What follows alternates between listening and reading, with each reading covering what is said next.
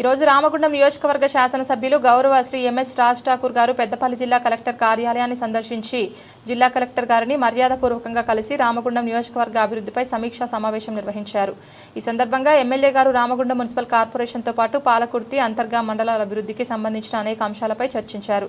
నియోజకవర్గ ప్రజలకు అవసరమైన మౌలిక వసతులు, శాశ్వత అభివృద్ధి పనులు, విద్య, వైద్యం, రహదారులు, శుద్ధి జలాలు, పారిశుద్ధ్య సదుపాయాలు వంటి రంగాల్లో తక్షణ చర్యలు తీసుకోవాలని జిల్లా కలెక్టర్ గారిని కోరారు.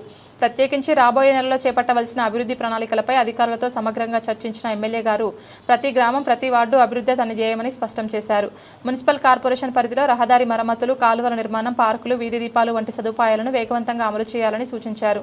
జిల్లా కలెక్టర్ గారు కూడా ఈ సందర్భంగా తగిన చర్యలు తీసుకుంటామని, ప్రజలను మరింత మెరుగైన సేవలు అందించేందుకు అన్ని విభాగాల సమన్వయంతో పనిచేస్తాయని తెలిపారు. ఈ కార్యక్రమంలో జిల్లా అధికారులు, రామగుండం మున్సిపల్ కార్పొరేషన్ ప్రతినిధులు, స్థానిక ప్రజాప్రతినిధులు, పార్టీ నాయకులు తదితరులు పాల్గొన్నారు.